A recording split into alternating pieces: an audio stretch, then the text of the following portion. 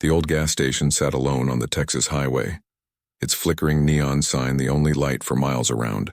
It was past midnight when Jake Morrison pulled his dusty pickup truck into the empty lot. He'd been driving for hours, coming back from a cattle auction 3 counties over.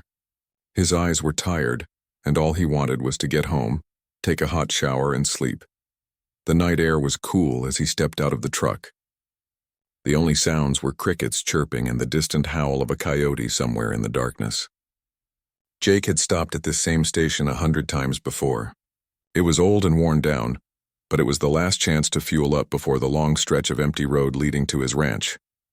He inserted his credit card into the pump and started filling his tank. That's when he heard it. A small sound like a gasp or a sob coming from somewhere behind the building. Jake froze, his hand still on the pump handle.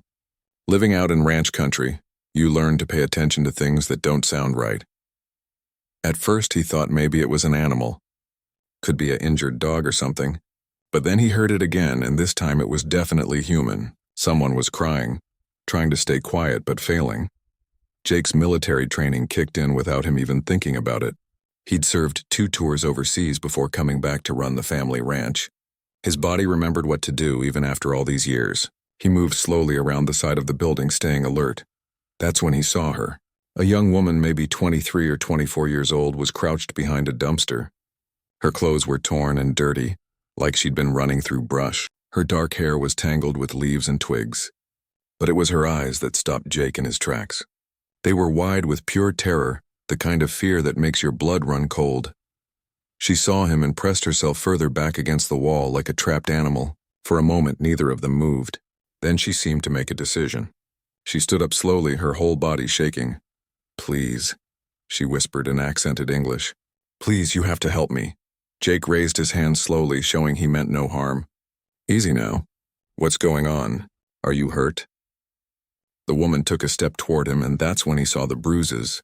Dark purple marks covered her arms. Her wrists were raw, like something had been tied there. Her feet were bleeding, covered in cuts from running without proper shoes. "They're coming for me," she said, her voice breaking. "Before the sun comes up, they'll kill me. Please, I'm begging you. Take me away from here." Jake felt his stomach tighten. This wasn't some drunk person or someone on drugs. This was real fear, real danger. He'd seen it before in war zones in the eyes of people who knew death was hunting them. "Who's coming for you?" he asked, keeping his voice calm and steady. "Bad men. Very bad men." She looked over her shoulder at the dark highway like she expected to see headlights at any moment. "I ran from them. I've been running for hours, but they know this area. They'll find me. And when they do—" She didn't finish the sentence. She didn't have to. Jake's mind was racing. He should call the police right now. That's what you're supposed to do. But out here, the sheriff's office was 45 minutes away on a good day. And something in his gut told him this woman didn't have 45 minutes. "Listen to me," he said. "I need you to tell me what happened. Right now, quick as you can." The woman wrapped her arms around herself, shivering despite the warm night. "My name is Maria. 3 months ago, men told me they had restaurant work in America. Good pay, they said. I could send money to my family. But when I crossed the border, everything changed." She paused, wiping tears from her face with dirty hands. "They took me to a place like a farm, but not a farm. There were other girls there too. Maybe 12 of us. They locked us in a building. They said we had to work for them until we paid back what they spent to bring us here. But the debt never got smaller. It only got bigger." Jake felt anger rising in his chest. Human trafficking, that's what this was. He'd heard stories about it happening even out here in rural Texas, but he'd never come face to face with it. "Tonight was my only chance," Maria continued, speaking faster now. "One of the guards got drunk. He forgot to lock one of the doors properly. I ran. I just ran and ran until I found this place. But they'll come looking. They always come looking. One girl tried to escape 2 weeks ago. They brought her back and—" She shook her head, unable to continue. "And what?" Jake asked quietly. "They made all of us watch what they did to her, as a lesson. Then they buried her out in the desert." Maria's voice dropped to barely a whisper. "They said if anyone else tried to run, the same thing would happen. But worse. They said they'd do it at sunrise, so the last thing we'd see was the sun coming up." A chill ran down Jake's spine. These weren't just criminals. They were monsters. He was about to respond when he saw them. Headlights. Two vehicles coming fast down the highway from the direction Maria had come from. They were still maybe 2 miles away, but they were coming straight toward the gas station. Maria saw them too. She let out a small cry of terror and grabbed Jake's arm. "That's them, please, please, I'm begging you. If you leave me here, I'm dead." Jake had maybe 30 seconds to make a decision. Every logical part of his brain said to call 911, wait for the police, do this the right way. But another part of him, the part that had kept him alive in combat, the part that knew what evil looked like, told him something different. He looked at Maria's terrified face. He looked at the bruises on her arms. He looked at the approaching headlights, then he made his choice. "Get in the truck," he said. "Right now. Stay low." Maria didn't hesitate. She ran to the passenger side and climbed in, ducking down below the dashboard. Jake walked quickly back to his pump, yanked the handle out and screwed the gas cap back on. His hands were steady, but his heart was pounding. He climbed into the driver's seat and started the engine. The approaching vehicles were less than a mile away now. He could make out that they were dark SUVs, the kind with tinted windows. "Hold on," Jake said quietly. Then he put the truck in gear and pulled out onto the highway, heading in the opposite direction. Away from the approaching vehicles. Away from danger. Or maybe, he thought, straight toward it. In his rearview mirror, he saw the two SUVs reach the gas station. They slowed down, their brake lights glowing red in the darkness. They were searching, hunting, and now Jake had just made himself part of this hunt. "Stay down," he told Maria. "We're not out of this yet, not by a long shot." The clock on his dashboard read 2:47 a.m. Sunrise was about 4 hours away. 4 hours to keep this young woman alive. 4 hours to figure out what to do next. Jake pressed down on the accelerator and his truck surged forward into the night. Behind him, the headlights of the SUVs turned and started to follow. The chase had begun. Jake's truck roared down the empty highway, the speedometer climbing past 70. His eyes kept flicking to the rearview mirror, where the two SUVs were now visible, their headlights cutting through the darkness about half a mile back. "Are they following us?" Maria's voice was small and frightened from where she crouched on the floor. "Yeah, they're following," Jake said, his jaw tight. "But we've got a head start. Just stay down and let me think." His mind was working through options like he was planning a mission back in his army days. The nearest police station was in Redford, about 30 miles east. The sheriff's office was closer, maybe 25 miles, but in the opposite direction. Either way, on these dark country roads, it would take at least 20 minutes to get there. 20 minutes was a long time when someone was chasing you. Maria lifted her head just enough to peek out the window. "Where are we going?" "I'm figuring that out," Jake said, checking his mirrors again. The SUVs were keeping their distance for now, but they weren't falling back either. They were pacing, him, like wolves following prey, waiting for the right moment to strike. He grabbed his phone from the cup holder and handed it to Maria. "Call 911, tell them what's happening. Tell them we're on Highway 170 heading east." Maria took the phone with shaking hands and dialed. Jake could hear her talking quickly, her accent thick with fear, trying to explain the situation to the dispatcher. After a moment, she held the phone toward him. "They want to talk to you," she said. Jake took the phone and pressed it between his ear and shoulder, keeping both hands on the wheel. "This is Jake Morrison. I've got a woman with me who escaped from some kind of human trafficking situation.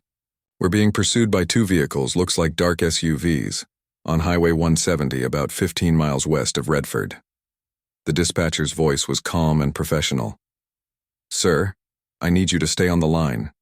I'm dispatching units to your location right now. Can you describe the vehicles following you? Dark-colored, maybe black or dark blue. Can't see the plates from this distance. They're staying about half a mile back." Jake glanced at his speedometer. He was doing 80 now, and the SUVs were matching his speed exactly. "Units are en route, sir. Estimated arrival time is 30 to 40 minutes. Jake felt his stomach drop. 30 to 40 minutes.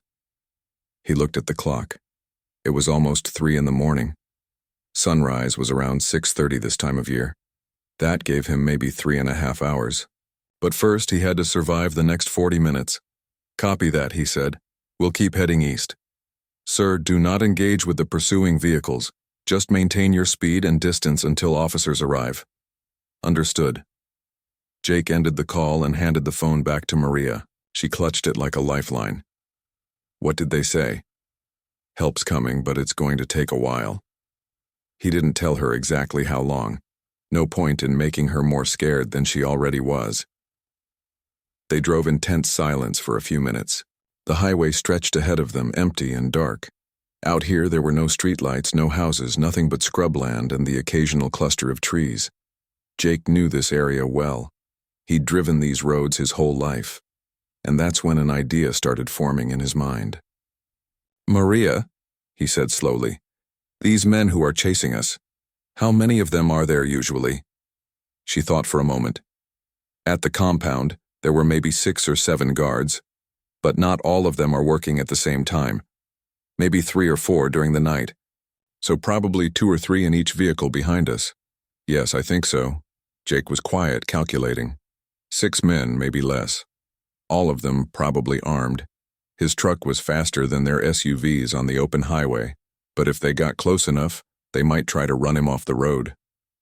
And once they did that, it was over, unless he changed the game entirely. "Listen to me carefully," Jake said. "About 5 miles ahead, there's a turnoff to the north. It's an old ranch road, leads back to my family's property. The road's rough, but my truck can handle it better than those SUVs. If we can make it there, we might be able to lose them." Maria looked uncertain. "But the police, they're coming to the highway. If we leave, if we stay on this highway, those men are going to catch up to us eventually. They're not giving up, and I can't outrun them for 40 minutes. Jake's voice was steady, but inside his heart was racing. "My ranch, it's defensible. My brother's there, and we've got rifles. We can hold them off until the police arrive." It was a gamble, a big one, but Jake had learned in the military that sometimes you had to take the fight to the enemy instead of just running. Sometimes making a stand was better than getting caught in the open. Maria was quiet for a long moment. Then she nodded. "Okay. I trust you." Those 3 words hit Jake harder than he expected. This woman, who had every reason not to trust anyone, was putting her life in his hands. He couldn't let her down. The turnoff was coming up fast. Jake kept his speed steady, not wanting to signal what he was about to do. The SUVs behind him maintained their distance like they were content to just follow and wait. "Hold on," Jake said. "This is going to get rough." Just before the turnoff, he cut his headlights completely. The world plunged into darkness. Maria gasped, but Jake's eyes were already adjusting. He'd driven this road 1,000 times. He knew every curve, every bump. He yanked the wheel hard to the right and the truck skidded onto the narrow dirt road. Dust and gravel sprayed up behind them. Jake flipped his lights back on and punched the accelerator. The truck bounced and jolted over the rough terrain, but it held steady. In his mirror, he saw the SUVs blow past the turnoff, their brake lights flashing as they realized what had happened. They'd been following so far back they hadn't seen the turn in time. "Did we lose them?" Maria asked, her voice hopeful. "For about 30 seconds, Jake said. "They'll turn around and come after us. But now we're on my territory." The ranch road stretched ahead, winding through scrubland and past old fence lines. Jake knew every shortcut, every branch road, and more importantly, he knew exactly where he was going. His family's ranch was still 3 miles away, 3 miles of rough, twisting road. Behind him, he could see headlights turning around on the highway, heading back toward the turnoff. Jake grabbed his phone and dialed his brother's number. It rang 4 times before a sleepy voice answered. "Jake? It's 3 in the morning. What? Cole? Listen to me. I need you to wake up right now. I'm coming to the ranch, and I'm bringing trouble with me." His brother's voice sharpened immediately. "What kind of trouble?" "The serious kind. I've got a woman with me who escaped from traffickers and they're chasing us. We're about 3 minutes out. I need you to get the rifles ready and wake up Tommy and Luis if they're still there." There was a pause. Then Cole's voice came back, all business. "Copy that, we'll be ready." Jake ended the call just as the SUV's headlights appeared on the road behind them, maybe a quarter mile back. They were coming fast, no longer pacing. They knew where Jake was going now, and they were done playing games. The ranch gate appeared ahead, the wooden sign reading Morrison Ranch, illuminated in his headlights. Jake didn't slow down. He crashed through the already open gate and raced up the long driveway toward the main house. Lights were coming on in the windows. He could see movement inside. His brother and the ranch hands were getting ready. Jake skidded to a stop in front of the house, and Maria was out of the truck before he even had it fully in park. Cole burst through the front door, rifle in hand, taking in the situation with trained eyes. He was wearing jeans and a t-shirt, his feet bare, but he looked alert and ready. "Inside, now," Cole shouted, waving Maria toward the door. Jake grabbed his own rifle from the rack in his truck's back window and ran after them.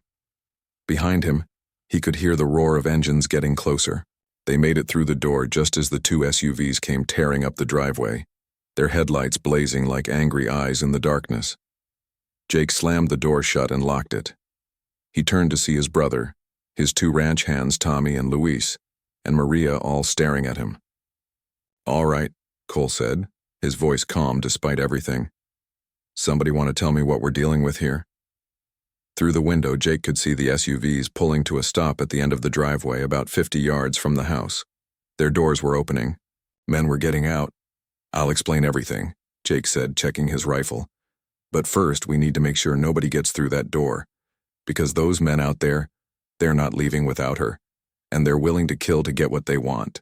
The standoff was about to begin, and sunrise was still hours away. The Morrison Ranch house was built the old way, with thick walls and solid doors. Jake's grandfather had constructed it back in the 50s when things were built to last. Right now, Jake was grateful for that old-fashioned toughness. He moved to the window and carefully pulled back the curtain just enough to see outside. The two SUVs sat in the driveway like sleeping beasts, their engines still running. 4 men had gotten out so far, and they were standing around talking, occasionally looking toward the house. They weren't rushing. They weren't panicking. They were planning. That scared Jake more than anything. These weren't hot-headed criminals acting on impulse. They were organized, professional. That made them far more dangerous.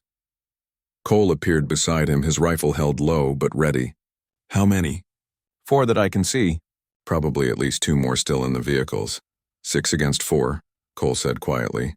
"Could be worse odds. Could be better, too." Jake glanced back at Maria, who was sitting on the couch with Luis standing protectively nearby. Tommy was at the back door, watching to make sure no one tried to come around that way. "They're not going to give up easy. That woman back there, she's got information they can't let get out." Maria had heard him. "I remember everything," she said, her voice steadier now that she was inside. "The faces of the men who run it. The address of the compound. The names I heard them say. I remember all of it." Jake turned to look at her fully. "How much of it?" "Everything." Maria stood up, wrapping her arms around herself. "For 3 months I watched. I listened. I knew that if I ever got the chance to escape, I would need to remember everything to make sure they couldn't do this to anyone else. There are 12 girls there, some even younger than me. They deserve to be free." A loud voice suddenly boomed from outside, amplified by a megaphone or bullhorn. "Whoever's in that house, listen up. We don't want trouble with you. Just send out the girl and we'll leave. You'll never see us again." Jake and Cole exchanged looks. They both knew that was a lie. These men weren't leaving witnesses. Cole moved to a different window to get a better angle on the driveway. "What did you tell the 911 dispatcher?" "Told them our location, told them we were being pursued. They said units were en route." "How long?" Jake checked his watch. "They said 30 to 40 minutes. That was about 10 minutes ago. So we hold out for half an hour." Cole nodded slowly. "We can do that." The voice came again from outside. "We know you called the cops. They're not going to get here in time. Be smart about this. Just send out the girl." Jake's phone buzzed. He pulled it out, expecting it to be the 911 dispatcher checking in. Instead, it was a text from an unknown number. "We know who you are, Jake Morrison. We know you got a family, a brother, parents who live in town. You really want to bring this trouble to them? Just give us what we want." A chill ran down Jake's spine. They'd identified him, probably ran his plates while they were following him. These people had resources, organization. This was bigger than he'd thought. He showed the text to Cole, whose jaw tightened. "They're trying to scare us. It's working a little, Jake admitted. He looked back at Maria. Tell me about the compound. How big is this operation? Maria moved closer, keeping her voice low. The place where they kept us, it looks like an old farm. There are several buildings. Maybe 50 or 60 people work there. But not all at the same time. They run it like a business. What kind of business? Cole asked. Maria's eyes filled with tears, but she kept talking. They force the girls to work. Some in houses cleaning, some in the fields, some... She trailed off, not wanting to say it. Jake understood. The reality of human trafficking was darker than most people wanted to think about. These operations made millions by exploiting people who had no way to fight back. The men who run it, Maria continued. I heard them talking about operations in 4 different states. This is just one place. They move girls between locations. It's all connected. That's why they want you so badly, Jake said, the pieces clicking together. You're not just an escaped worker. You're a witness who can bring down their entire network. Yes, Maria wiped her eyes. That's why they told us if anyone escaped, they would be killed before sunrise. They wanted us to know there was no hope, no way out. Another voice came from outside, different from the first one. This voice was calmer, almost friendly. Jake Morrison. My name is Victor. I think we got off on the wrong foot here. Let's talk this through like reasonable people. Jake moved back to the window. One of the men had stepped forward, his hands raised in a peaceful gesture. He was tall and well-dressed, not like the others who wore jeans and work shirts. This man wore slacks and a button-down shirt. He looked like he could be anyone's neighbor or co-worker. I know you're a good man, Jake, Victor called out. Army veteran, run your family ranch, pay your taxes on time. You're not a criminal! But that girl in there, she stole from us. She owes us money. We just want to settle accounts and go home. He's lying, Maria hissed. I never stole anything. They're the thieves. They stole my freedom. Jake didn't respond to Victor's call. Every instinct told him that engaging in conversation would be a mistake. These men were trained manipulators. That's how they'd trapped Maria and the other girls in the first place. His phone buzzed again. Another text. Your brother Cole has a daughter, doesn't he? Little Katie? 7 years old. Goes to Redford Elementary School. Jake's blood turned to ice. He showed the phone to Cole, whose face went white, then red with fury. They're threatening Katie. Cole's voice was barely a whisper, shaking with rage. They're trying to get in our heads, Jake said, though his own hands were trembling now. It's a tactic. They want us scared and not thinking clearly. But the threat was real. These people had already proven they were willing to kill. Would they go after a child? Jake didn't know, and that uncertainty was its own kind of torture. Tommy called out from his position at the back window. Boss, we got movement. Someone's trying to circle around the side of the house. Jake ran to join him. Sure enough, in the dim light from the porch, he could see a figure moving along the fence line, trying to approach from the side where there were fewer windows. Fire a warning shot, Jake said. Into the ground, away from them. Just let them know we see them. Tommy raised his rifle and fired. The crack of the gunshot split the night air. The figure by the fence dove behind a water trough. That was a mistake, Jake. Victor's voice had lost its friendly tone. You just made this a lot worse for yourself. No, Jake muttered. You made it worse when you decided to chase us here. He called out the window, his voice strong and clear. This is private property. You're trespassing. The police are on their way. If you're smart, you'll leave now before this gets worse. Victor laughed, a cold sound that carried across the yard. The police? You think the police can help you? Let me tell you something about the police in this county. We've been operating here for 2 years. You think we could do that without friends in the right places? Jake felt his stomach sink. Was Victor bluffing? Or did they really have law enforcement on their payroll? Maria spoke up from behind him. It's true. I heard them talking about it. One of the deputies, he comes to the compound sometimes. They pay him to look the other way. Which deputy? Cole asked. I don't know his name, but I would recognize him if I saw him. This changed everything. If local law enforcement was compromised, who could they trust? Jake pulled out his phone and scrolled through his contacts. He stopped on a name, Raymond Chen. Ray was a state police investigator Jake had met through a veterans organization. They'd become friends, and Ray had always told Jake to call if he ever needed help. It was 3:30 in the morning. But Jake hit the call button anyway. Ray answered on the third ring, his voice alert despite the hour. Jake, what's wrong? Ray, I need help. Serious help. I've got a human trafficking victim at my ranch, and the people who were holding her are outside right now, trying to get her back. Local sheriff's department might be compromised. I need state police, and I need them fast." There was a brief pause, then Ray's voice came back. "All business. Give me your exact location and situation." Jake quickly explained everything while keeping one eye on the window. Ray listened without interrupting. "Okay," Ray said when Jake finished. "I'm calling in a tactical team right now. But Jake, I'm 2 hours away. The nearest state units are probably an hour out. Can you hold until then?" Jake looked at his watch. It was 3:32 a.m. Sunrise was at 6:28. They needed to hold for about an hour until state police arrived, then keep Maria alive until sunrise passed. "We'll hold," Jake said. "Good man. Keep everyone away from windows. Don't engage unless you absolutely have to. I'm on my way."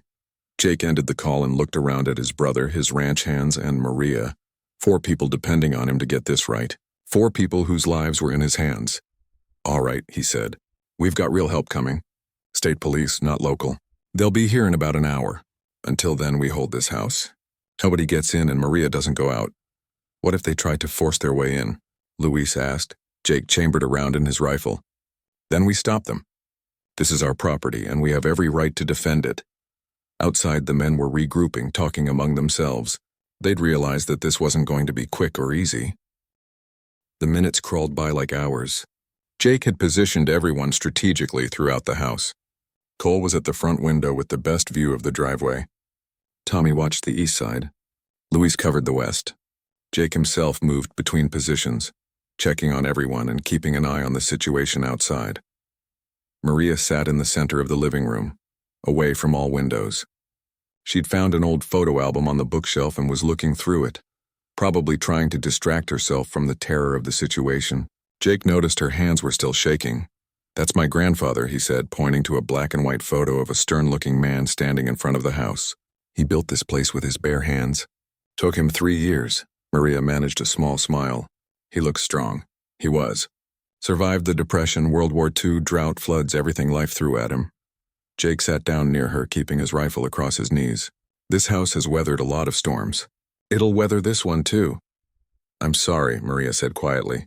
"I brought this to your family. If something happens to you or your brother—" Stop," Jake interrupted gently. "You didn't bring this here, they did. You're just trying to survive, and there's no shame in that. What they're doing, keeping people prisoner, hurting them, that's evil. We're on the right side of this," Cole called out from the window. "Jake, they're doing something with their vehicles." Jake moved to the window quickly.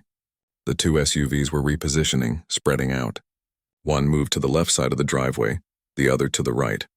They were creating angles, making it harder to watch them all at once. "They're setting up for something," Jake said. "Everybody stay sharp." His phone rang. It was a local number he didn't recognize. Against his better judgment, he answered. "Jake Morrison?" It was Victor's voice, calm and smooth. "What do you want?" "I want to end this peacefully." "You're a smart man. You know how this goes. That girl's worth money to us. A lot of money. But I'm a reasonable businessman. I'm willing to negotiate." Jake's grip tightened on the phone. "There's nothing to negotiate." "Hear me out," Victor continued. $10,000 cash. I'll have it delivered to you within the hour. You go back to your life, we go back to ours. Everyone walks away happy. Except Maria, who you'll kill. The girl broke a contract. She knew the consequences. But that's not your problem, Jake. Your problem is that you've made enemies of people who don't forget. But we can change that. Take the money. Forget this ever happened. Jake looked over at Maria, who was watching him with wide eyes. She couldn't hear Victor's side of the conversation, but she seemed to understand what was being offered. "Not interested," Jake said flatly. Victor's voice hardened. "Think about your family, your brother, your parents, that little niece of yours. Katie, right? These things have a way of coming back around when you least expect it. Are you threatening a 7-year-old child?" Jake felt rage burning in his chest. "I'm explaining reality to you. This is business. Just business. Don't make it personal. You made it personal when you brought my family into it." Jake's voice was cold. "Now let me explain reality to you. State police are on their way. Real police, not your bought and paid for deputies. When they get here, you're going to prison for a very long time. But if you leave now, right now, you might have a chance to run. That's the only deal on the table. There was silence on the other end. Then Victor laughed. "You're either very brave or very stupid, Jake Morrison. Either way, you've made your choice. What happens next is on you." The line went dead. "What did he say?" Cole asked. "He tried to bribe me. When that didn't work, he threatened Katie again." Jake set his phone down. "They're not leaving. They're going to try something." As if on cue, the lights around the ranch suddenly went out. The house plunged into darkness, lit only by the dim glow of moonlight through the windows. "They cut the power," Tommy said. Jake's eyes adjusted quickly to the darkness. "Everybody stay calm. We knew this might happen. We can still see them and they still can't get in without us knowing." Luis spoke up from his position. "Boss, I'm seeing movement. Multiple people, moving toward the house from different directions." Jake ran to Luis's window and looked out. He could see at least 3 figures moving through the darkness, using the vehicles and outbuildings for cover. They were coordinating, moving together. "They're going to try to rush us," Jake said. "Multiple entry points at once. Everybody call out what you see. Keep talking to each other." 2 on the east side, Tommy reported. 3 on the west, Luis added. "One's trying the front door," Cole said. The sound of someone trying to force the door echoed through the house. The old lock held firm, but Jake knew it wouldn't last forever if they really wanted to break it down. "Warning shots," Jake ordered. "Fire high, just to let them know we're serious." 3 rifle shots cracked out almost simultaneously. The figures outside scattered, diving for cover. For a moment, everything was still. Then one of the SUV's engines roared to life. Its headlights flared on, pointing directly at the house, flooding the front windows with blinding light. "They're trying to blind us," Cole said, shielding his eyes. More movement in the darkness beyond the lights. Jake realized they were using the headlights as a distraction while they positioned themselves. His phone buzzed with a text from Ray, the state police investigator. ETA. 45 minutes. Helicopter en route. Hold tight, 45 minutes. Jake checked his watch.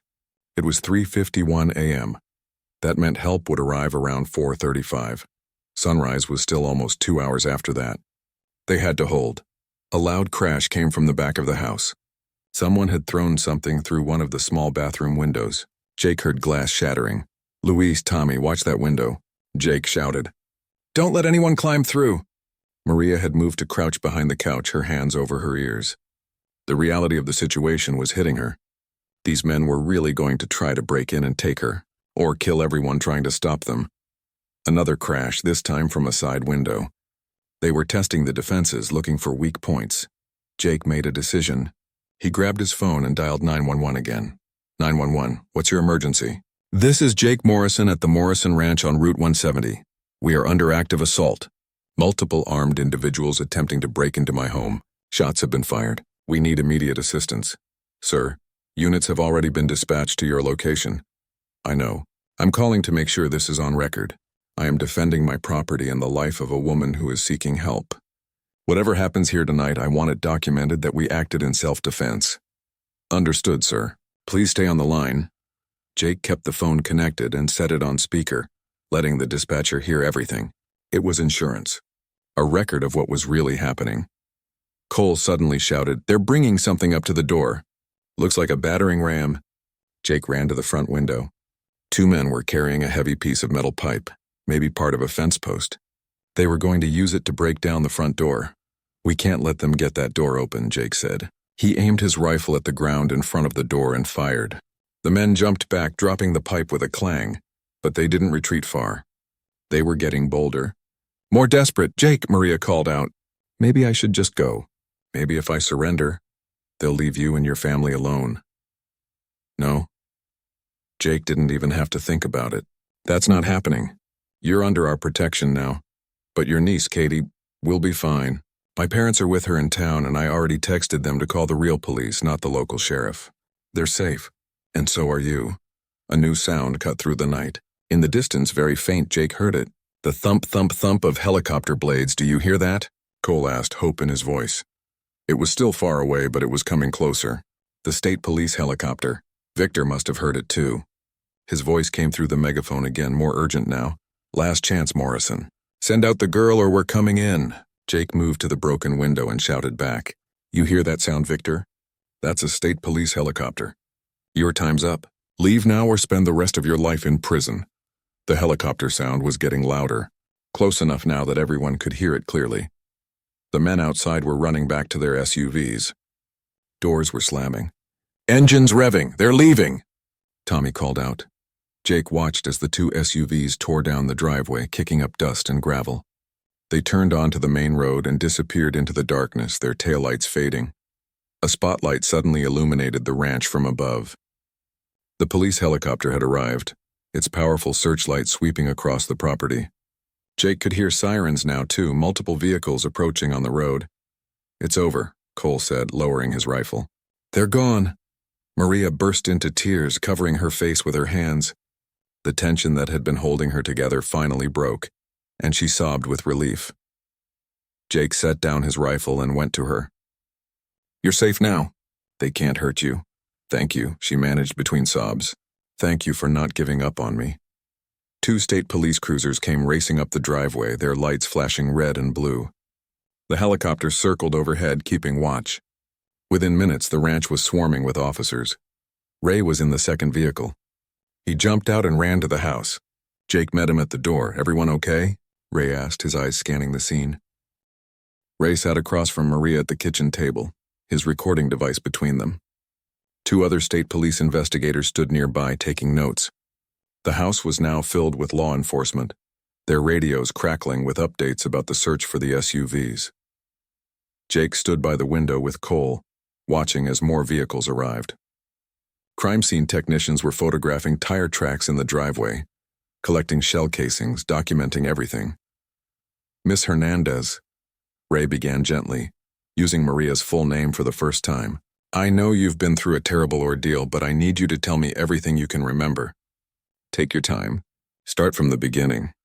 Maria wrapped her hands around a cup of coffee someone had made for her. Her voice was quiet but steady as she began to speak. 6 months ago, I was working in a restaurant in Nuevo Laredo. A woman came in. She was well-dressed, friendly. She told me about opportunities in the United States. Good jobs, good pay. She said her company helped Mexican workers get legal permits to work in American restaurants. Jake listened as Maria described how the woman had seemed so professional, so legitimate. She had business cards, a nice car, and references from other girls who had supposedly gone to America and were doing well. She said I needed to pay for the processing fees and transportation. $5,000. I didn't have that kind of money, but she said I could pay it back from my wages once I started working. It seemed like such a good opportunity. Ray nodded, making notes. "When did you cross the border?" 3 months ago, but we didn't cross legally like she promised. We crossed in the desert at night. There were 5 other girls with me. That's when I started to realize something was wrong. Maria's hands tightened around her coffee cup. They took us to the compound. It looked like a farm, but it wasn't a real farm. There were buildings that had been converted into dormitories. They locked us inside and told us we owed them $15,000 now, not $5,000. They said the price had gone up because of transportation and housing. "Did they let you contact your family?"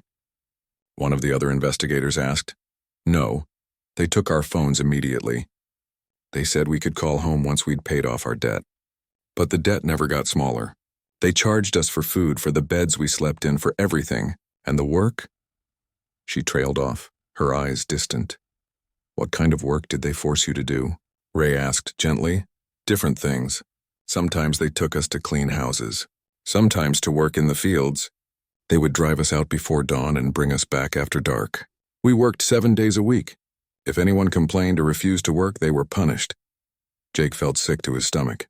This had been happening less than 30 miles from his ranch, and he'd had no idea. "How many girls were there?" Ray continued. 12 when I left, but girls come and go. Some arrive, some are moved to other locations. One girl," Maria's voice broke. "One girl tried to escape 2 weeks ago. They brought her back. They made us all watch while they hurt her. Then they took her away. We never saw her again." The room was silent except for the soft scratching of pens on paper. "After that," Maria continued, "they made an announcement. They said if anyone else tried to escape, they would be killed before sunrise. They wanted us to know that even if we ran, we couldn't run far enough or fast enough. The morning light would be the last thing we'd see." Ray leaned forward. "But you escaped anyway, how?" A small defiant smile crossed Maria's face. "For weeks I watched. I learned their patterns, There were usually 3 guards at night. One would drink. Every night he would drink until he was barely paying attention. Tonight I waited until he was on duty, and I waited until he was very drunk. Then what happened? There's a door at the back of the dormitory building. It has a lock, but the door frame is old and loose. I'd been working on it for days, a little bit at a time when no one was watching, loosening the screws. Tonight I pushed hard and it gave way. I ran. Did they see you leave? Not immediately. I had maybe a 10-minute head start, but I heard them behind me eventually. I could hear their vehicles searching. I ran through the brush trying to stay off the roads. My feet. She looked down at her bandaged feet. I lost my shoes somewhere, but I kept running. Then I found the gas station and I found Mr. Morrison. Ray turned to Jake. You made the right call bringing her here instead of trying to outrun them on the highway. If they'd caught you in the open. I know, Jake said quietly. He didn't want to think about what would have happened. Ray's phone rang. He stepped away to answer it, his expression growing serious as he listened. When he came back, he looked troubled. They found the SUVs, abandoned about 20 miles east of here. The men scattered into the countryside on foot. So they're still out there, Cole said, for now. But we've got units searching, and roadblocks set up on every highway within 50 miles. They won't get far. Ray turned back to Maria. I need you to tell me everything you remember about the compound. The exact location, the layout, the number of people there, anything that could help us. Maria closed her eyes, concentrating. I can show you on a map. I remember the roads we took. There's a water tower nearby, and an old billboard with a cowboy on it. The compound is maybe 2 miles past that, down a dirt road. One of the investigators pulled out a tablet with a map application. Maria studied it for a moment, then pointed. Here, this is where it is. Ray immediately got back on his radio, coordinating a raid on the location. Within minutes, a tactical team was being assembled. There's something else, Maria said. Something important. Everyone turned to look at her. I heard them talking about a deputy, someone in the sheriff's office who they pay to protect them. They called him Daniels. I don't know his first name, but they would call him when they needed problems to go away. Ray's jaw tightened. Deputy John Daniels? He's been with the county sheriff's office for 12 years. If he's involved, he shook his head. That explains a lot. We've had reports of suspicious activity in this area before, but they never led anywhere. He must have been burying the investigations. What happens now? Jake asked. Now we move fast. We hit that compound before they can destroy evidence or move those girls. We pick up Deputy Daniels for questioning, and we make sure Maria is protected. Ray looked at her seriously. You're going to be the key witness in a major federal case. These people will try to find you. We need to put you in protective custody immediately. Maria's eyes widened with fear. Custody? Like prison? No, not like prison. It's protection. We'll move you to a safe location where these people can't reach you. You'll have guards with you at all times until the trial. What about my family? They're still in Mexico. If these people find out I'm helping you, we'll work with Mexican authorities to make sure your family is safe, Ray assured her. I promise you we're going to do everything we can to protect everyone involved. Jake watched as Maria processed this information. She'd been brave enough to escape, brave enough to tell her story, and now she was being asked to be brave enough to testify and put these monsters away for good. I'll do it, she said firmly. Whatever it takes to stop them. The other girls deserve to be free. Ray smiled. You're incredibly courageous, Miss Hernandez. Another investigator rushed into the room. We've got eyes on the compound. Thermal imaging shows at least 15 people inside the main building. Tactical team is in position. Ray stood up. I need to go coordinate the raid. Jake, thank you for everything you did tonight. You saved this young woman's life, and because of that, we're about to save 11 more. As Ray and the other investigators hurried out, Jake sat down at the table across from Maria. The first light of dawn was starting to show through the windows. They'd made it through the night. Sunrise was coming and Maria was still alive. You know, Jake said, when I stopped at that gas station tonight, I was just trying to get home. I never expected any of this, Maria managed a small smile. God put you there at the right time. That's what my grandmother would say. Maybe she's right. Jake glanced outside where the horizon was beginning to glow orange and pink. You're going to see that sunrise after all. Tears rolled down Maria's cheeks as she looked out the window. For weeks I thought I would never see another sunrise. Every night I was afraid it would be my last. Cole brought over more coffee and sat down with them. What will you do after all this is over? After the trial? Maria thought for a moment. I want to go to school. I want to learn English better. I want to help other people who are trapped like I was. Maybe I can work with organizations that fight trafficking. That would be amazing, Jake said, taking something terrible and using it to help others. Tommy and Luis came in from outside, where they'd been talking to the police officers. Boss, they want us to give statements about what happened here tonight. Go ahead, Jake said. Tell them everything. As the sun rose higher, painting the sky in brilliant shades of orange, gold, and pink, Jake's phone rang. It was Ray. The raid was successful, Ray said, excitement in his voice. We got all 11 girls out safely, and we arrested 9 people at the compound, including 2 of the leaders. They're talking to us, trying to make deals. This is going to lead us to the entire network. Jake felt a weight lift from his shoulders. That's incredible news. 3 days had passed since that terrifying night. Jake sat in a conference room at the state police headquarters, surrounded by investigators, federal agents, and prosecutors. The case had grown far beyond what anyone had initially imagined. Ray stood at the front of the room, pointing to a board covered with photographs, maps, and connecting lines drawn between various locations and people. It looked like something from a crime movie, except this was all too real.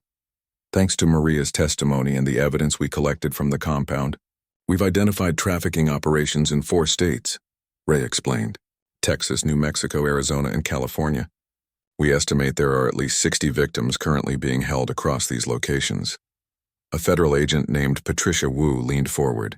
The financial records we seized show transactions totaling more than $3 million over the past 2 years. This organization has been operating like a business with detailed accounting and multiple revenue streams. Jake felt sick. $3 million made from human suffering. Where's Maria now? He asked. Safe house in Dallas, Ray replied. She's got around-the-clock protection. We're working on getting her family out of Mexico and into protective custody as well. The cartels connected to this operation have already started looking for them. Will she have to testify in open court? Jake knew how dangerous that would be. Eventually, yes. But we're building such a strong case that most of these defendants will probably take plea deals rather than go to trial. The evidence is overwhelming. Patricia pulled out another folder. We've also identified the corrupt deputy you mentioned. John Daniels has been suspended and is under investigation. His bank records show regular deposits of $5,000 over the past 18 months.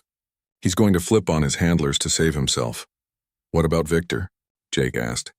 The one who seemed to be in charge that night? Ray's expression darkened. Victor Reyes, we haven't caught him yet. He and 3 others are still in the wind, but we know who he is now, and we've got every law enforcement agency in the Southwest looking for him. He made threats against my family, Jake said quietly. Against my niece. We know. Your family has been offered protection, and we've increased patrols around your parents' house and your brother's daughter's school.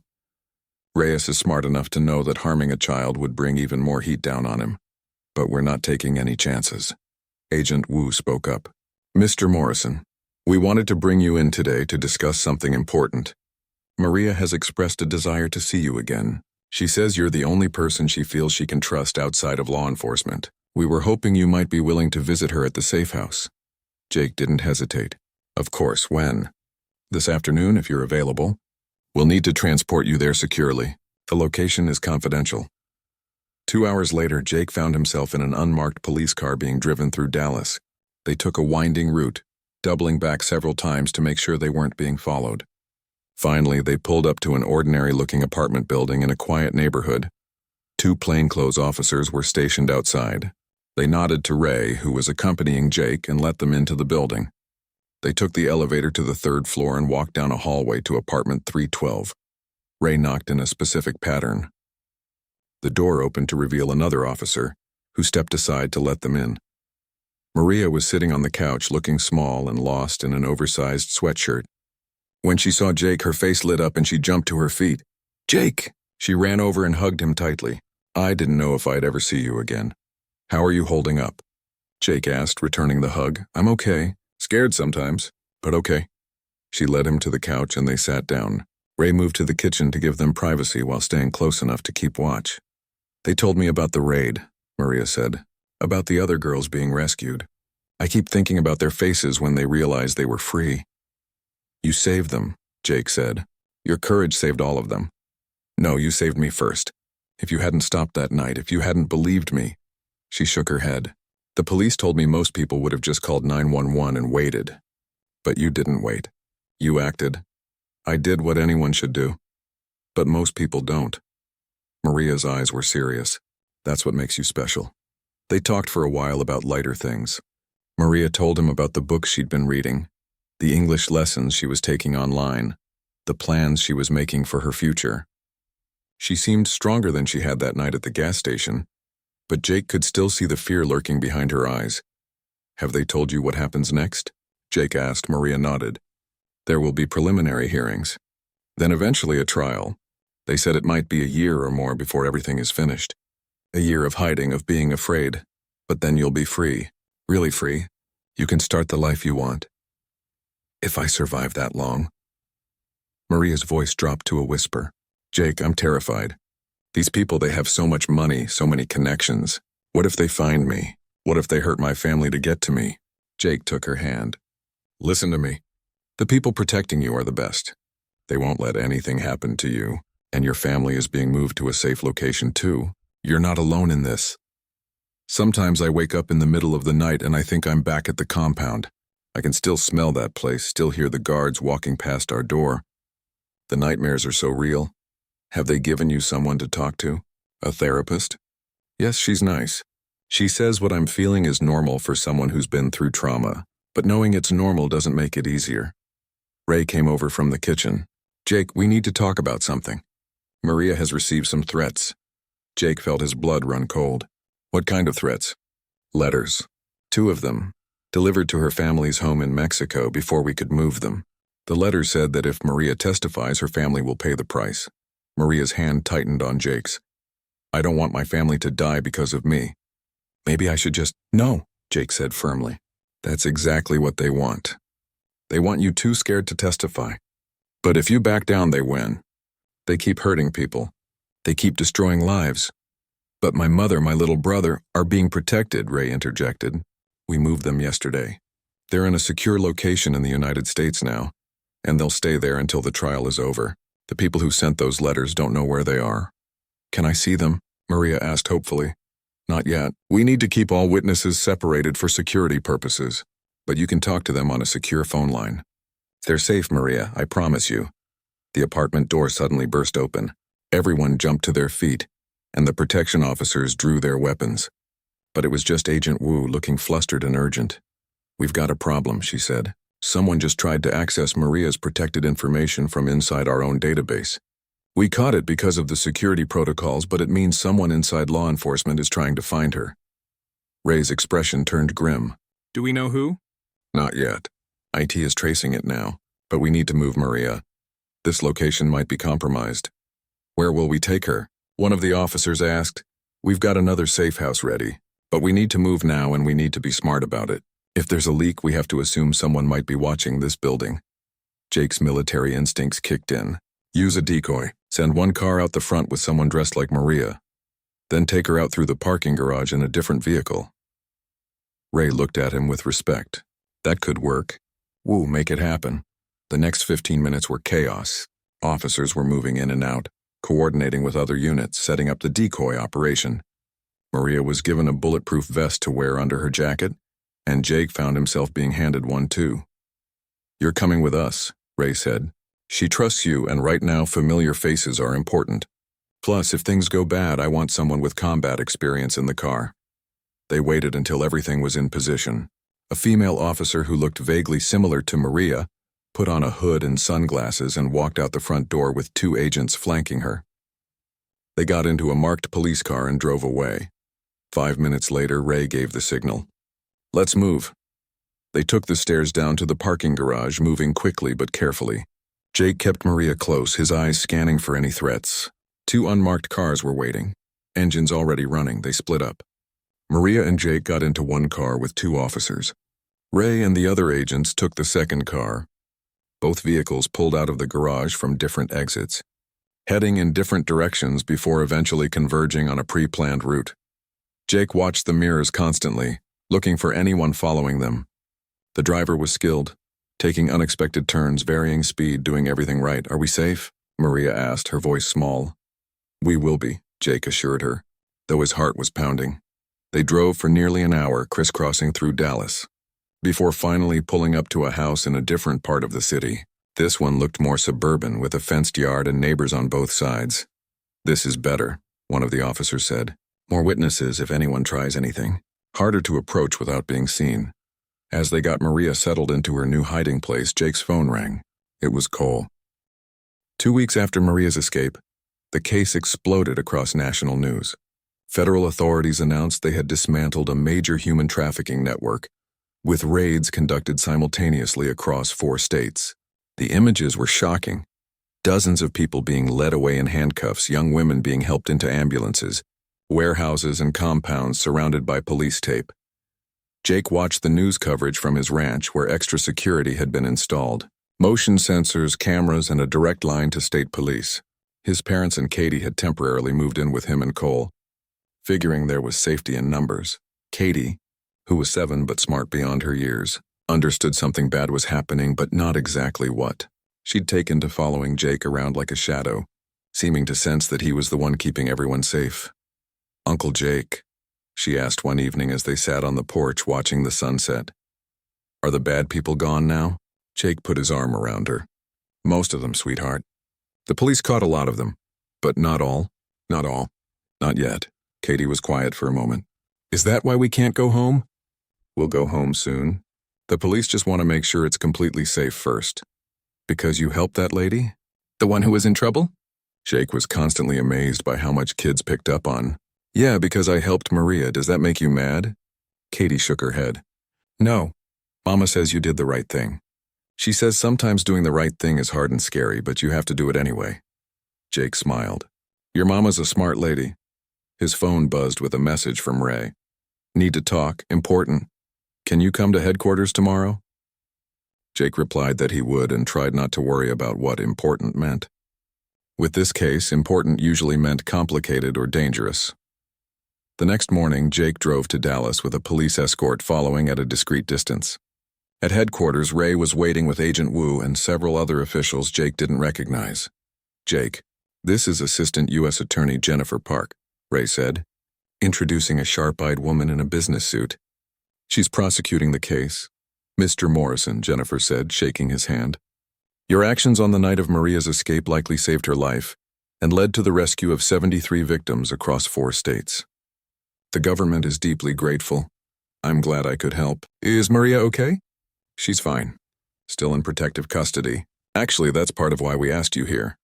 Jennifer gestured to the chairs and everyone sat down. "We have a problem. Victor Reyes and 2 of his top associates are still at large. We believe they've fled to Mexico, possibly back to Sinaloa where the organization is based." "Can't the Mexican authorities arrest them?" Jake asked. "It's complicated. The cartel protection they have makes it very difficult. And honestly, we're not sure we can trust everyone in Mexican law enforcement either. This organization has connections everywhere." Agent Wu pulled out a file. "We've also intercepted communications that suggest Reyes is planning something. He's obsessed with the idea that the organization looks weak because one girl escaped and brought them down. He wants to send a message." Jake felt cold. "What kind of message?" "The kind that involves eliminating witnesses," Jennifer said bluntly. "We've increased security around all the victims who are cooperating with us. But Reyes specifically has mentioned Maria by name in multiple intercepted messages. He blames her personally for everything." "So what do we do?" Ray leaned forward. "The trial is scheduled to begin in 6 weeks. Once Maria testifies and these defendants are convicted, Reyes's organization will be crippled. Their financial resources will be frozen, their connections scattered. At that point, he becomes just another fugitive, much easier to catch. But until then, we keep everyone safe. Which brings me to why we really asked you here." Ray exchanged glances with Jennifer. "Maria has been asking for you. She's struggling mentally. The therapist says she's showing signs of severe anxiety and depression. She trusts you more than anyone else involved in this case. We were hoping you might be willing to visit her regularly, help keep her spirits up through the next 6 weeks." Jake didn't hesitate. "Of course. Whatever she needs." "There's a risk," Agent Wu warned. If Reyes is watching for patterns, regular visits could potentially compromise her location. We'll vary the times, routes, and methods, Ray said. Different vehicles, different drivers. We'll make it as unpredictable as possible. Jake nodded. When can I see her? Today, if you're willing. An hour later, Jake was in another unmarked car heading to Maria's current location. This safe house was in Fort Worth, a modest home in a working-class neighborhood. The kind of place that wouldn't draw attention. When Maria opened the door and saw him, she actually smiled. It was the first genuine smile he'd seen from her since that night at the gas station. Jake, they said you might come, but I didn't believe it. She looked thinner than before, with dark circles under her eyes, but there was still fight in her. Still that spark of determination that had kept her alive through everything. They sat in the small living room while the protection officers gave them space. Maria had been reading a book about American history, trying to learn about her new country. How are you really doing? Jake asked. Maria's smile faded. Some days are better than others. Last night I had a nightmare that they found me, that Victor broke down the door and dragged me back. I woke up screaming. The officers had to calm me down. That must be terrifying. What scares me most is forgetting why I'm doing this, why I'm putting everyone through this. She looked down at her hands. Sometimes I think maybe I should just disappear. Go somewhere far away where no one can find me. Stop being a witness and just try to live. You can't do that, I know. But I want to. Every day I want to. She looked up at him with tears in her eyes. Do you know what they told me yesterday? They found evidence that the organization has been operating for almost 10 years. 10 years, Jake, hundreds of girls, some as young as 14. And it could have kept going for 10 more years if I hadn't escaped. That's why you have to see this through. You're giving all those victims justice. But what if I'm not strong enough? What if when I'm in that courtroom I freeze? What if I can't do it? Jake moved closer and took her hand. You're the strongest person I've ever met. You survived 3 months in that place. You planned your escape for weeks. You ran through the desert with bare feet until you found help. You have more courage in your little finger than most people have in their whole body. Maria wiped her eyes. I don't feel strong. I feel scared all the time. Courage isn't about not being scared. It's about being scared and doing the right thing anyway. That's what you've been doing every single day. They talked for hours. Jake told her stories about the ranch, about growing up in Texas, about his time in the army. Normal stories. Safe stories. Things that reminded her there was a world outside of fear and darkness. When it was time for him to leave, Maria hugged him tightly. Will you come back? As often as they'll let me. Promise? I promise. Over the next 4 weeks, Jake visited Maria twice a week. He brought her books, taught her card games, and just sat with her when she needed someone to talk to. He watched her slowly start to heal, start to believe that maybe there was a future worth fighting for. But as the trial date approached, the tension increased. More threats came in. More security measures were put in place. Everyone could feel it building toward something. 2 days before the trial was set to begin, Ray called Jake with urgent news. We've got credible intelligence that Reyes has crossed back into the United States. He's in Texas, possibly in the Dallas-Fort Worth area. Jake felt his blood run cold. He's coming for her. We think so. We're moving Maria again, to a location even we don't know until the last minute, and we're increasing security around your family too. Ray, what if he gets through? What if he won't? We've got too many layers of protection now. Federal marshals, state police, FBI. He'd have to go through an army to get to her. But that night, Jake couldn't sleep. He kept thinking about Maria, about how scared she must be, about his family, about Katie, about how one decision at a gas station had led to all of this. The next morning, the day before trial, Jake's phone rang at 5 a.m. It was Ray, and his voice was tense. We've got a situation. Someone tried to breach the safe house where Maria was staying. They didn't get in, but we had to evacuate her in the middle of the night. We're bringing her straight to the courthouse and keeping her there in a secure holding area until trial starts tomorrow. Is she okay? Physically, yes. Mentally, she's shaken up. She's asking for you.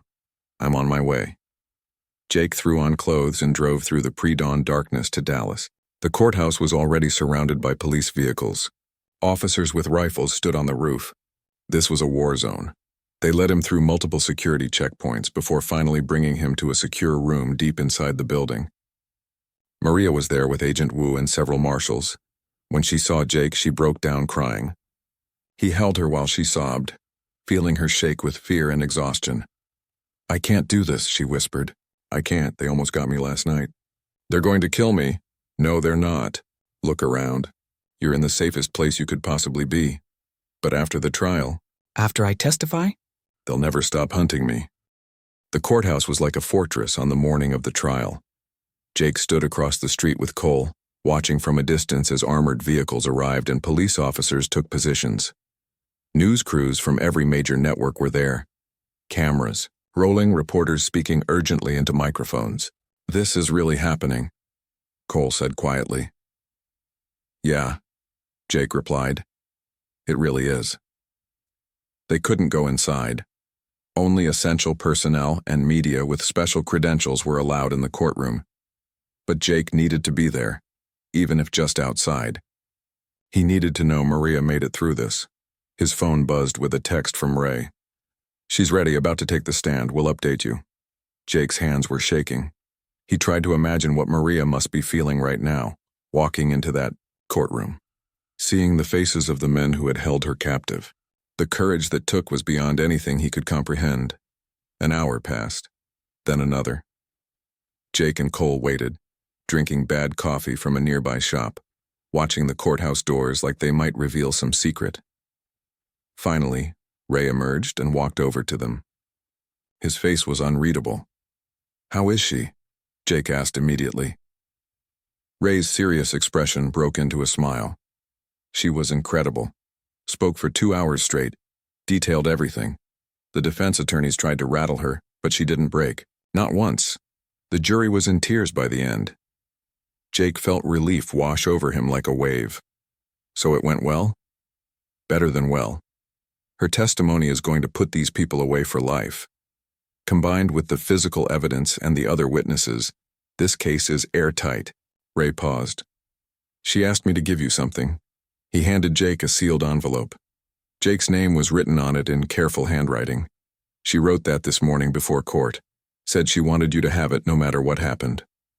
Ray checked his watch. "They're moving her now. By the time you read that letter, she'll already be gone. New identity, new life. You won't be able to contact her, and she won't be able to contact you." Jake stared at the envelope, feeling the weight of finality. "Will you at least be able to tell me if she's okay? In the future? I can't tell you where she is or what her new name is. But..." Ray put a hand on Jake's shoulder. "If you ever really need to know she's safe, call me. I'll find a way to let you know without breaking protocol." "Thank you."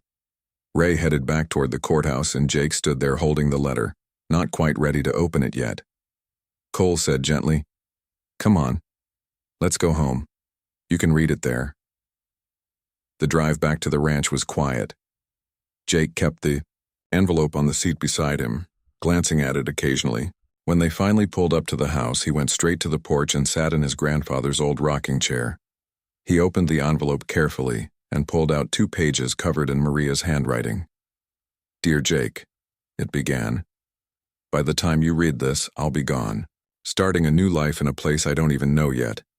It's scary, but also exciting. I get to become whoever I want to be now. No one will know my past unless I choose to tell them. But I'll always know.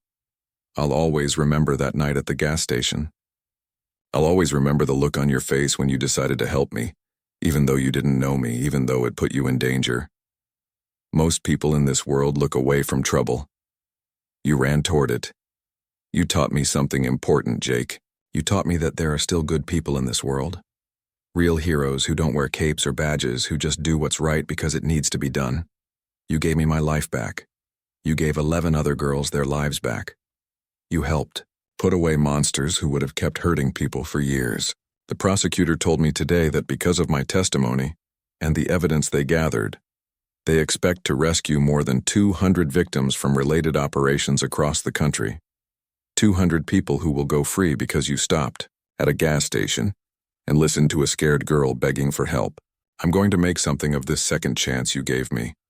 I'm going to go to school like I planned. I'm going to learn everything I can about human rights law and victim advocacy. Someday, when enough time has passed and it's safe, I'm going to help other survivors like me. I'm going to turn my pain into purpose. I wish I could stay in touch with you. I wish I could send you updates about my life and hear about yours. I wish I could meet your niece Katie and tell her what a brave uncle she has. But I understand why that can't happen. Sometimes the price of safety is letting go of the people we care about. Just know that wherever I am, whatever name I'm using, I'll think about you every single day. You'll always be part of my story, Jake Morrison. The best part. The part where everything changed. Thank you doesn't feel like enough. Thank you will never be enough. But thank you for seeing me when I was invisible. Thank you for believing me when you had every reason not to. Thank you for risking everything to save a stranger. You are a true hero, and I will never forget you. With love and gratitude forever, Maria. Jake read the letter 3 times, his eyes blurring with tears. Then he carefully folded it and put it back in the envelope. This was all he would ever have of their friendship. These 2 pages of paper and the memories of that terrifying night. Cole came out onto the porch. You okay? Yeah, Jake said, wiping his eyes. Yeah, I'm okay. What now? Now we wait for the trial to finish. Make sure justice gets done. The trial lasted 3 more weeks. Jake followed it obsessively on the news. Defendant after defendant took the stand, many of them accepting plea deals and testifying against the others. The evidence was overwhelming. The human cost was staggering. When the verdicts finally came in, they were swift and severe. Life sentences for the leaders. Decades in prison for the guards and enforcers. The organization was dismantled completely, its assets seized, its operations shut down across multiple states, and Victor Reyes, who had escaped capture for so long, was finally arrested trying to cross back into Mexico. He would face additional charges of witness intimidation and conspiracy to commit murder. He would spend the rest of his life in prison. Jake watched the news coverage with his family gathered around him. When they showed Reyes being led into court in handcuffs, Katie said, "Is that one of the bad men, Uncle Jake?" "Yes, sweetheart. That's one of them. And he can't hurt anyone anymore." "Because you stopped him?" "Because a lot of brave people stopped him, including a very courageous young woman who refused to stay silent." 3 months after the trial ended, Jake received a call from Ray. "I thought you'd want to know," Ray said. "We just finished the last raid connected to this case. A total of 217 victims have been recovered. 27 defendants have been convicted. The network is completely dismantled." "That's incredible," Jake said. "And I thought you might want to know something else, though I'm not supposed to tell you this." Ray paused. "She's doing well. Really well. She started college last month. Criminal justice major. She's going to change the world, Jake." Jake felt his throat tighten. "Thank you for telling me. She deserves to be happy after everything she's been through. And a big part of that happiness is because of what you did." After the call ended, Jake went outside and looked at the night sky. Somewhere out there, under these same stars, Maria was living her new life, going to classes, making friends, building a future that had once seemed impossible. Life at the ranch slowly returned to normal. The extra security came down. Katie and his parents moved back to their own homes. The news crews stopped calling. The world moved on to other stories. But Jake was changed. He couldn't see strangers the same way anymore. He couldn't drive past someone in need without stopping. That night at the gas station had rewired something fundamental in him. 6 months after Maria disappeared into witness protection, Jake was approached by a victim advocacy organization. They'd heard his story and wanted him to speak at their annual conference. Tell people about the reality of human trafficking, about the importance of paying attention, of taking action. Jake was reluctant at first. He wasn't a public speaker. He was just a rancher who had done what anyone should do. But Cole convinced him. "People need to hear your story," his brother said. "They need to know that one person really can make a difference." So Jake stood on that stage in front of hundreds of people and told his story. Not to make himself look like a hero, but to show that everyday people can change lives when they choose to act instead of looking away. "I'm not special," he said to the audience. "I'm just a guy who happened to be at the right place at the right time, but maybe that's the point. Maybe we're all at the right place at the right time to help someone. We just have to pay attention. We have to care enough to get involved. The speech went viral online. News outlets picked it up. Suddenly, Jake was being invited to speak all over the country. He talked at schools, at police departments, at community centers. He became a voice for awareness, for action, for justice. And everywhere he went, people would come up to him afterward with their own stories. Women who had escaped trafficking, men who had helped someone in danger, families who had been touched by this evil. They all wanted to say thank you, to tell him that his story gave them hope. 1 year after that night at the gas station, Jake stood in front of a group of high school students in Dallas. He told them about Maria, about her courage, about how one young woman's bravery had saved hundreds of lives.